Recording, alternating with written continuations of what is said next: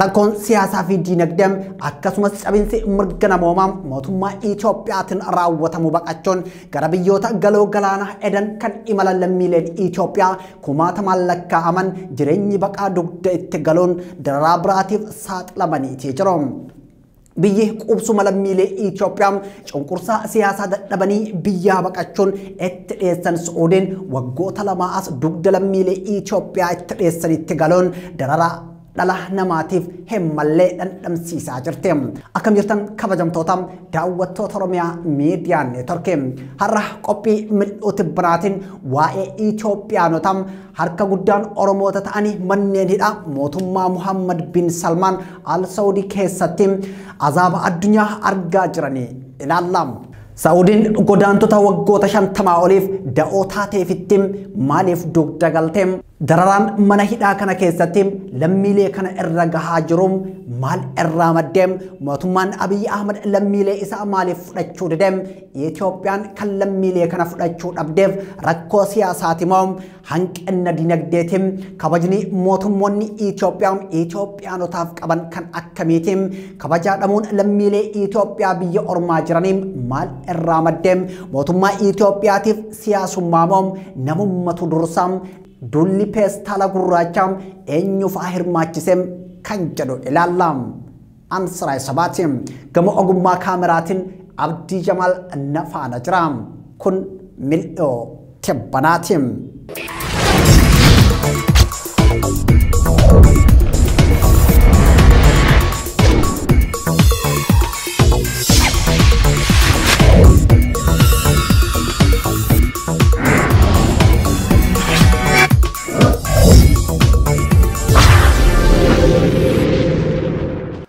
Rakkoon siyaasaa dinagdee hawaasummaa hojii dhabdummaan hiyyummaa fi rakkoon cabinsa namoomaa lammiilee biyya gaanfa Afrikaa Itoophiyaa biyyaa baqachiise.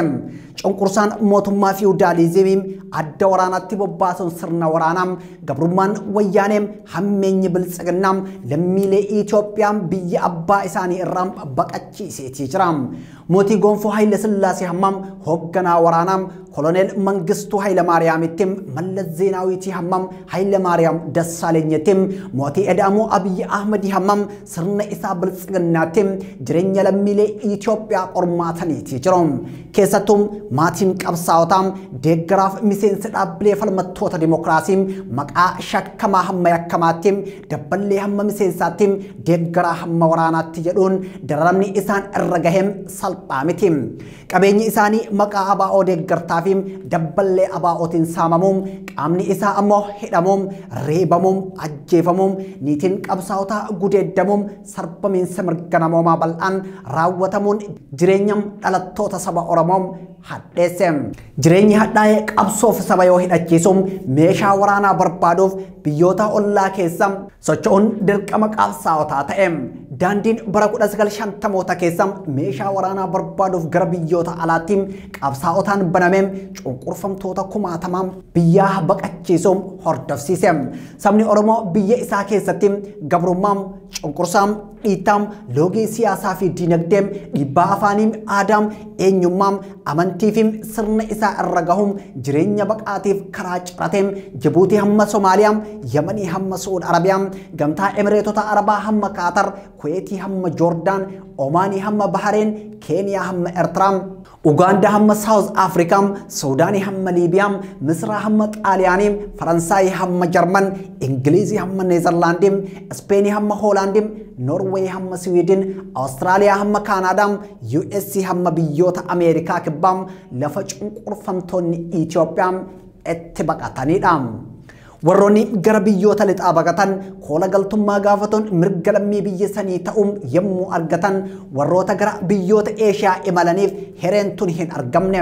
Keessattuu Itoophiyaanonni addatti ammoo Oromoonni biyyoota galoo galaana Edan keessa buufatan mootummoota biyya saniitiin qabaman gara biyyaa deebifaman kanneen turanidha. Sabni guddaan gaanfa Afrikaa Oromoon saboota Itoophiyaa keessaa saba hammeenyi impaayerota Itoophiyaa itti hammaatee fi qabsaa'ota kumaa kitilaan wareegeedha. Saboota biyyattii keessaas saba bal'innaan baqateedha. imala jireenya baqaa keessatti lafeen ijoollee Oromoo gammoojjii Sumaalee, Saharaa Yemanii, Saharaa Suudii, gammoojjii Suudaanii fi Misraa, Saharaa Liibiyaa keessaa mul'atti. Saharaan biyyoota kanaan lubbuu gabrummaa dadhabdee baqatte kumaatamaan nyaateetii jira. Dubartii Oromoo kumaatamatu safuun irraa mulqamee dallaalotaan gudeedame. Dhiira danutuu gabrummaa jibbee koonyee gabrummaa dallaalotaa keessatti kufe. Dargaggoota baay'eetu manneen dallaala Liibiyaa, Somaaliyaa fi Yemanii keessatti osoo tumamu ajjeefame. Kanneen rakkoo jireenya baqaa hunda baqatanii galaana irra gahanii doonii yaabbachuun Somaaliyaa fi Jibuutii irraan gara Yemaniitti, Liibiyaa fi biyya Misraa irraa gara Xaaliyaanitti ce'uuf imala jalqaban baay'een dooniin dhidhimtee sora qurxummii ta'an galaanni Meeditiraaniyaanii fi Hindii haala kaa'u. Kanneen osoo imala irra jiran doonii keessatti hadoodanii bishaanitti of darban garaan bineensa galaana Afrikaa fi Eeshiyaa, Afrikaa fi Awurooppaa addaan qoode haa dubbatu. Mootummaa wayyaanee keessa dargaggoonni Oromoo biyyaa baqatan Saharaa Suudaanii fi Liibiyaa, Suudaanii fi Misraa qaxxaamuruun yoo galaana irra gahan dallaalaan gidirfamuu fi ajjeefamuun irratti raawwatamaatii ture. Liibiyaa biyya Muhammad Gaadaafii keessa kan buufatan saamtonni baqattootaa fi dallaalonni seeraan alaa Liibiyaa keessatti ilmaan namaa akka loonitti walitti gurguruun osoo birrii buusisuuf tuman kan ajjeesan hedduudha.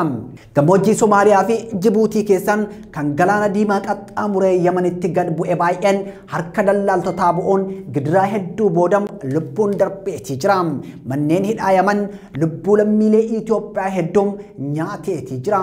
Ji'ootaan dura yookaan ammoo bara 2021 keessa Yemen keessatti lammiileen Itoophiyaa 400 ol ta'an ibiddaan jiratti gubamanii jiru.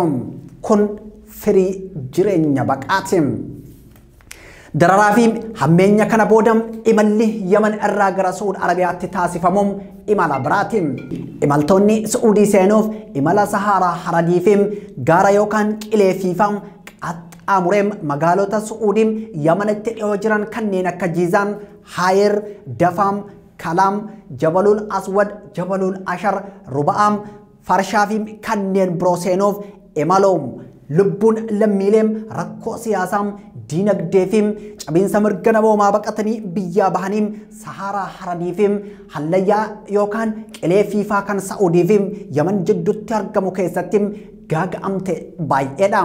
Lammiileen osoo biyya qabanii fi biyya isaanis qabeenya qabduun abbootii irreetiif jecha qabeenyaa fi biyya isaanii irraa baqataniif Saudiin quubsuma ta'uun kaaniif hojii, kaaniif barnoota, kaaniif daldala kennite ganna 50 Oromoota dabalatee Itoophiyaa darbees Afrikaanota danda'uun jiraatte. Godaantonni imala hadhaa keessa qaxxaamuranii erga Saudis ta'e biyyoota biroo seenan Itoophiyaa biyya mirga keenya sarbite biyyaa nu baafte jedhanii dugda itti hin galle. Jireenya baqaa hadhaa keessatti poolisootaa fi humna tikaa biyya keessa jiranii jalaa mammaleeqaa hojii ulfaataa hojjetaniin diinagdee argatan gara biyyam garaa itti jabaattee isaan baqachiiftee erguun jireenya maatii fooyyessuu hammam diinagdee Itoophiyaa utubuutti kaaznaa qabsoo sabaa ta'uu hammam lammiilee biyya keessatti rakkatan utubuutti shorri Oromoonni biyyoota galoo galaana edan taphatan salphaa miti. Qabsoo Oromoon harqoota gabrummaa ofirraa buusuuf taasisu keessatti diinagdeen ijoollee Oromoo Saudi Arabiyaa dhangala'eetii jira. Lammiilee naannoo Sumaalee irraa shirri diinaa buqqise qobsiisuuf dhalattoonni Oromoo Saudii jiran qabeenya isaanii hin qusanne. Waggoota afuriif uummata Oromoo gammoojjii Baalee keessatti qubsuma dhabee rakkate jiraachisuuf aarsaan isaan kafalan xinnaa miti. Miidiyaa uummata bal'aam uummataaf dhaabbatee uummataaf hojjetu OMN ijaaruu fi diinagdeen isuu keessatti gaheen sabboontota Oromoo Saudiin olaanaadha.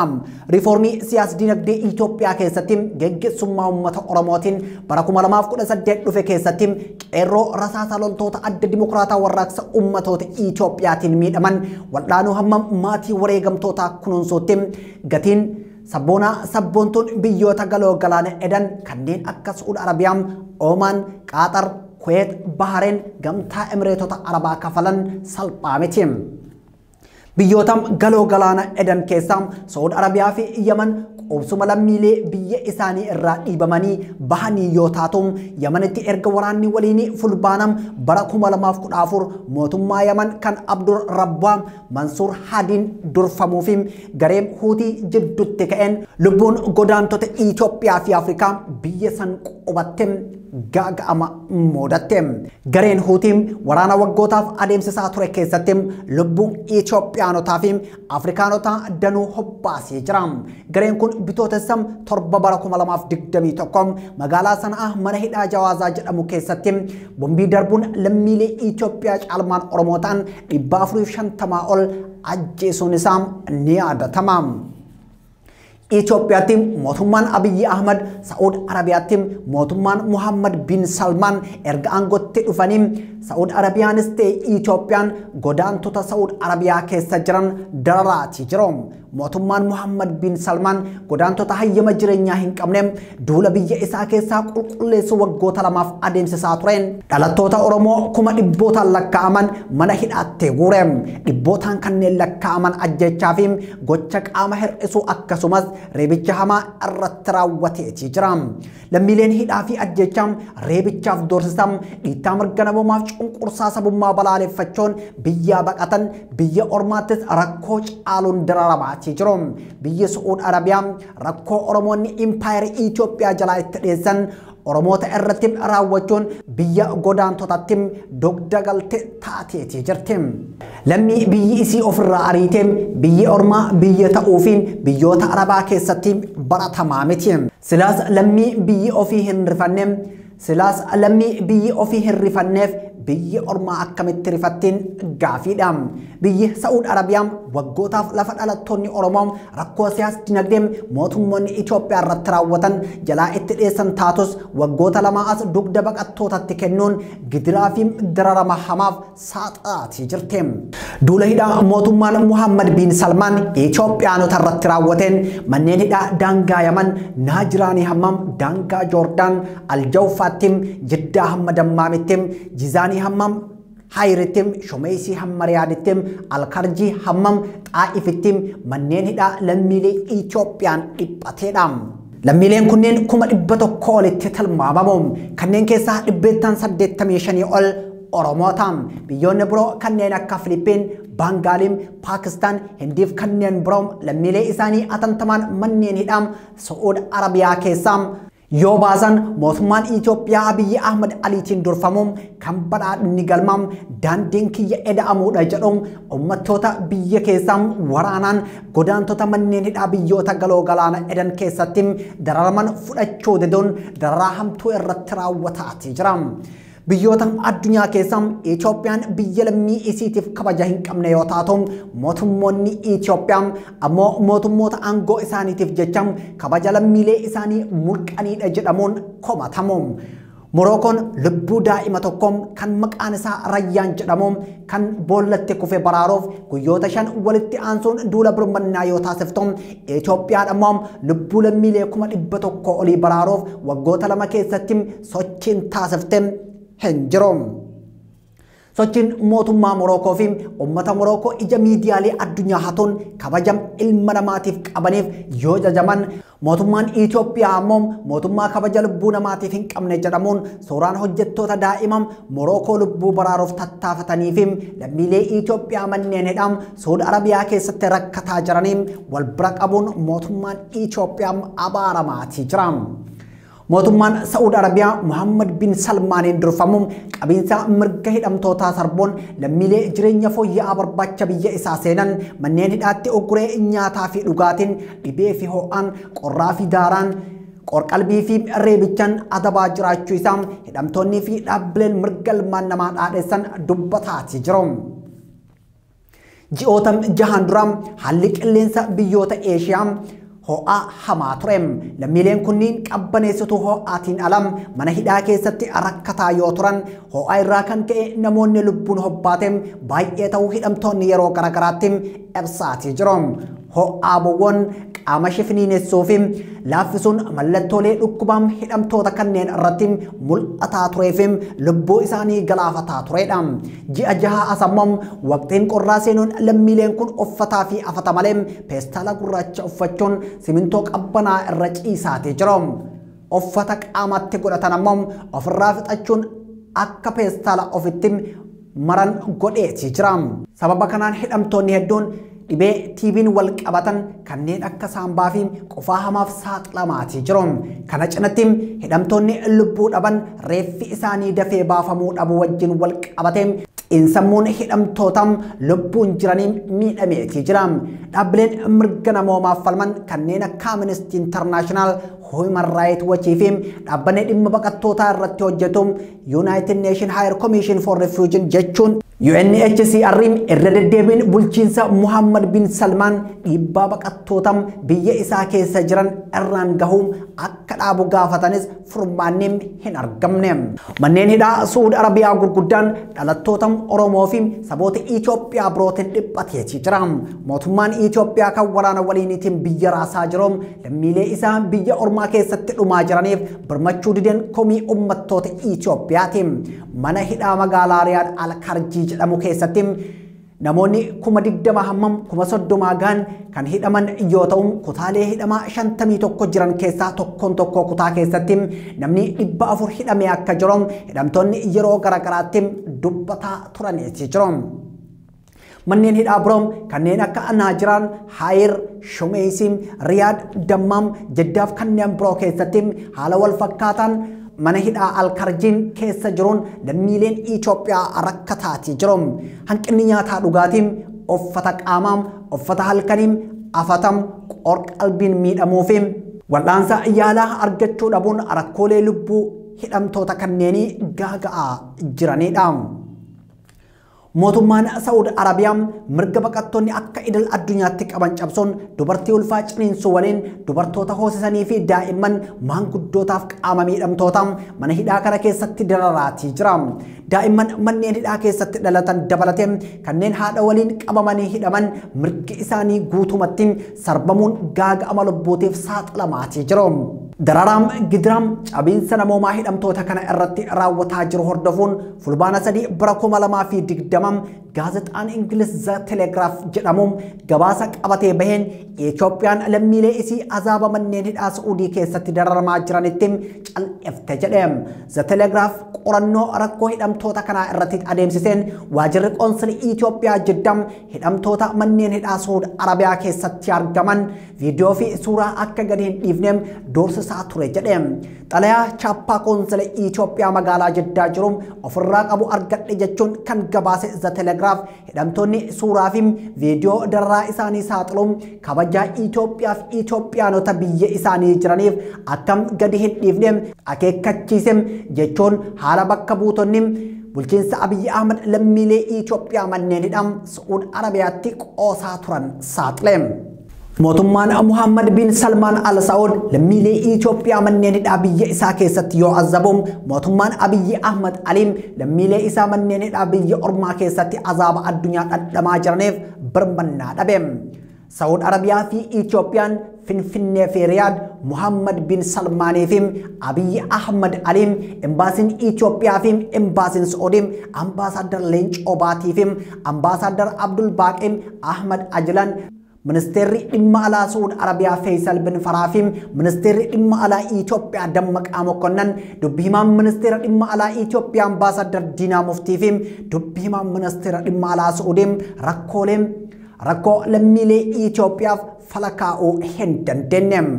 Riyaad Finfinneen lammiilee isii narraa fudhachuu didde yoo jettu Finfinneen garuu Riyaadiifis ta'e lammiilee Itoophiyaa dararamaa jiraniif deebii hin laanne. Jilli Itoophiyaa Ministeera Mallaqaa Ahmad Shideetiin durfamuun kan Saudittii ambaasaadar Itoophiyaa ambaasaadar Leencoo Baatiin Ministeera Deetaa Ministeera dhimma alaa Itoophiyaa ambaasaadar Ridwaan Huseen Muftii Haaji Umariif kanneen biroo of keessaa qabuun gara Saaudiitti imaluu isaanii hordofeem rakkoon hidhamtoota kanaa ni furama jedhamee abdatameetii ture. Garuu hin taane jilli imaleem hidhamtoota manneen hidhaa Saudi Arabiyaaf furmaata osoo hin laatin deebi'ee jedhamuun komatamaati jira. Gareen gara Suudii imale kun ministeera dhimma biyya keessaa Suudiin Abdul Aziz bin Saud bin Naif wajjin wal argee dhimma hariiroo biyyoota lamaanii fi dhimma lammiilee hidhaa jiranii irratti mari'atoo isaa miidiyaaleen gabaasaniiti jiru. Garuu hanga ammaatti tarkaanfiin fudhatame hin jiru. Dararaan hidhamtoonni keessummeessaa jiranis itti fufeetii jira. Mootummaan Itoophiyaa lammiilee isaa manneen hidhaa biyya ormaa keessatti dararamaa jiraniif maaliif birmannaa dhabe gaafii jedhuuf deebileen garagaraa kennamaatii jira. Kanneen keessaa rakkoo diinagdee fi siyaasaati kanneen jedhanidha. Rakkoo diinagdee mootummaan Itoophiyaa lammiilee kana gara biyyaa kan galchuu dhabeef rakkoon kufaatii diinagdee hamaan waan isa mudate galchuu hin dandeenyeef jechuun namoonni yaada kennan jiru. Garuu yaadni kun namoota hedduu biratti fudhatama hin qabu. Sababbiin isaa diinagdeen Itoophiyaa hangamuu kufaa ta'uun lammiilee Itoophiyaa manneen hidhaa Suudii keessaa baasee kan galchuu dadhaboo miti. Diinagdeen diroonii waraanaa bituu hin dadhabin lammiilee kanneen galchuu hin dadhabu. Yookaan diinagdeen mana tokko haaromsuuf biiliyoonaan dhangalaafamuun lammiilee kanam dararaa keessaa baasuu hin dadhabuun kan jedhu deebii yaada armaan olii ta'a.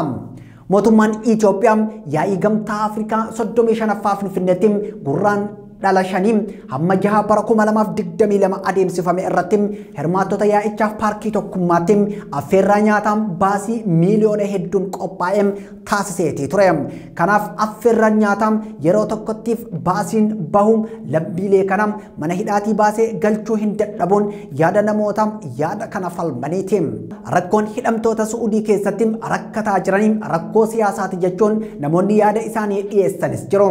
Namoonni kunniin dulli hidhaa fi dararaa mootummaan Suudii lammiilee Itoophiyaa irratti taasisaa jiru fedhaa fi gaafii mootummaa Abiyyi Ahmadiin amantaa jedhu qabu.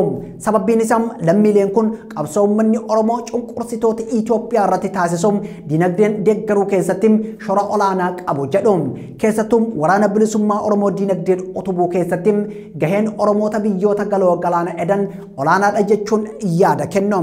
Lammiileen kunniin gara biyyaattis yoo galan hidhattoota qabsoo bilisummaatti dabalamuu danda'u yookaan fincila qindeessuu danda'u kan jedhus sodaa mootummaa Abiyyi Ahmad ta'uu kan eeran namoonni yaada kana deeggaran.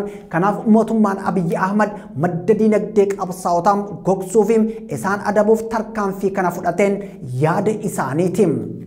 Mootummaan Abiyyi Ahmad lammiilee kanneen irraa waan shakkii qabuuf hanga waraana kaaba biyyattii Golabem yaada isaa gara bulchiinsa biyyaatti deebisutti hidhaa tursiisuun filannoo isaatiin ammoom yaada xiinxaltootaatiin rakkoo lammiileen kun keessummeessaa jiran yaamicha birmannaa dhabee hammam waamicha dhageettii dhabeetti maqaan itti moggaafameetii jira. Torbee kana keessaa immoo dulli peestaala gurraacha kan hidhamtoota kanaaf sagalee ta'uu kaayeffate namoota siyaasaatii hamma xiinxaltoota siyaasaatti artistoota hamma gaazexeessitootaatti fayyadamtoota miidiyaa hawaasaa hamma aktiivistootaatti hirmaachisee adeemsifamaatii jira. Dulli kun Finfinnee dabalatee biyyoota addunyaa imbaasii fi qoonsilaawwan Suudi Arabiyaa jiran hundatti uummattoonni Itoophiyaa hiriira bahuun dararaman lammiilee kana akka balaaleffatanii fi lammiileen kun gara biyyaatti akka deebi'aniif dhiibbaa akka taasisaniif yaamicha taasiseetii jira. Gareeleen advokaasii fi namoonni dhiibbaa uumuu danda'an hundi dhimma lammiilee kanneen irratti dhaabbilee idil addunyaa kanneen akka UN, Gamtaa Awurooppaa, Gamtaa Afrikaa, dhaabbata baqattoota idil addunyaa, UNHCR fi kanneen biroo irratti dhiibbaa taasisuu akka qaban hawaasaan gaafatamaatii jiru.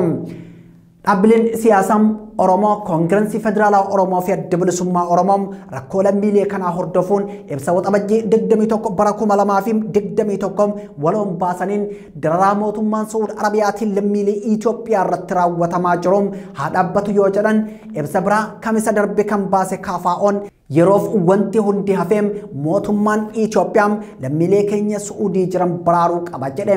Adda Bilisummaa Oromoo ammoo ibsa sanbata kaleessaa baaseen dararaa mootummaa Suudiitiin lammiilee kana irra gahaa jiru gadduu erga ibsee booda dhaabbileen addunyaa kanneen akka UN, jaarmiyaaleen fayyaa fi dhaabbileen mirga namaaf qabsaa'an mootummaan Suudii hidhamtoota kana seera idil addunyaatiin akka qabuuf dhiibbaa uumuu qaban jedheetii jira.